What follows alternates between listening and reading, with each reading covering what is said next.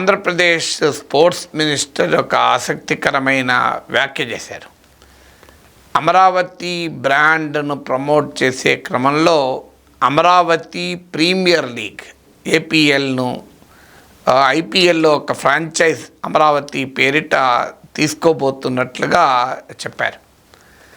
So Chennai super kings, Sunrisers ఇలా రకరకాల IPL టీముల్లో భాగంగా అమరావతి పేరిట కూడా ఐపీఎల్ టీం ఉండబోతోంది అని. సో వాస్తవంగా మరి ఇది ఏ కాంటెక్స్ట్లో ముందుగానే ప్రిపరేషన్ చేసి అన్నారా లేదా ఆసక్తిగా స్పాంటేనియస్గా అన్నారా తెలియదు. కానీ స్పోర్ట్స్ మినిస్టర్ మాత్రం బ్రాండ్ అమరావతి ప్రమోషన్కు ఐపీఎల్ టీంను రైజ్ చేస్తామని మాత్రం ప్రకటించారు.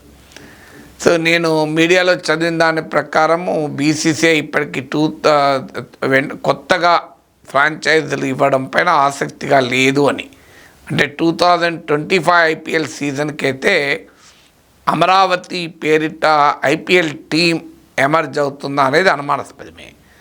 తర్వాత దీనికి ఉన్న రకరకాల ఫ్యాక్టర్స్, ఎంత ఖర్చు అవుతుంది, ఎందుకంటే మా ప్లేయర్స్ ఎంతమంది దొరుకుతారో వారికి ఎంత ప్రైస్ చెల్లించాల్సి ఉంటుంది, దీని నుంచి వచ్చేటువంటి బ్రాండ్ ప్రమోషన్ ఎంత మేరకు ఉపయోగపడుతుంది, ఇన్వెస్ట్మెంట్ ఏం పెరుగుతుందా, ఆంధ్రప్రదేశ్లో ఉన్న స్పోర్ట్స్ ఇన్ఫ్రాస్ట్రక్చర్ ఎంత, నిజంగా ఐపీఎల్ టీం లాంటి దానిపైన ఇన్వెస్ట్ చేయాల్సిన అవసరం ఎంత మేరకు ఉంది, ఎందుకంటే ఇప్పటికే రాష్ట్రం అప్పుల్లో ఉంది, తీవ్రమైన ఆర్థిక పరిస్థితిని ఎదుర్కొంటోంది అనే వార్తలు వస్తున్న నేపథ్యంలో కేంద్రం నుంచి ఎక్కువ సాయం కావాలని అడుగుతున్నప్పుడు మీరు మా ఐపీఎల్ టీంలు పెట్టుకుంటారు, మమ్మల్ని డబ్బులు అడుగుతారా అనే ప్రశ్న కూడా ఉత్పన్నం అవుతుంది.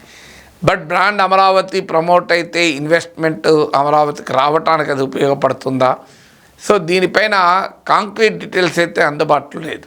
అందువల్ల ఇప్పటికిప్పుడు మనం అమరావతి పేరిట ఐపీఎల్ ఫ్రాంచైజ్ రావడాన్ని ఎమోషనల్ అంశంగా, సింబాలిజంగా చూడకూడదు. సబ్స్టాన్షివ్గా రాష్ట్రానికి ఏదో రూపంలో బెనిఫిట్ కావాలి.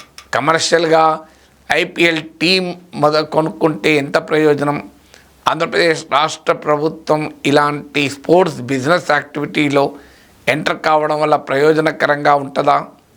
సో ఆంధ్రప్రదేశ్లో బ్రాండ్ అమరావతి ప్రమోషన్కు మరో మార్గం లేదా? ఇలాంటి ప్రశ్నలు అనేకం ఉత్పన్నమవుతాయి. బట్ డెఫినెట్గా ఇంట్రెస్టింగ్ ప్రపోజల్. దీనిపైన మరింత సమగ్రంగా చర్చ జరగాలి. రాష్ట్ర ప్రభుత్వం కూడా తమ ఆలోచనని ప్రజల ముందుకు ఉంచాలి. ఎందుకంటే అమరావతి బ్రాండ్ ప్రమోషన్కు ఒకవేళ ఇది ఉపయోగపడితే ఎంత ఉపయోగపడుతుంది, ఐపీఎల్ ఫ్రాంచైజ్ తీసుకుంటే వచ్చే ఖర్చు ఎంత, దాని నుంచి ఏమైనా రెవెన్యూకి అవకాశం ఉంటుందా, రాష్ట్ర ఇమేజ్ పెరగడానికి ఇది ఉపయోగపడుతుందా, ఇలాంటి ప్రశ్నలకైతే సమాధానం రావాలి.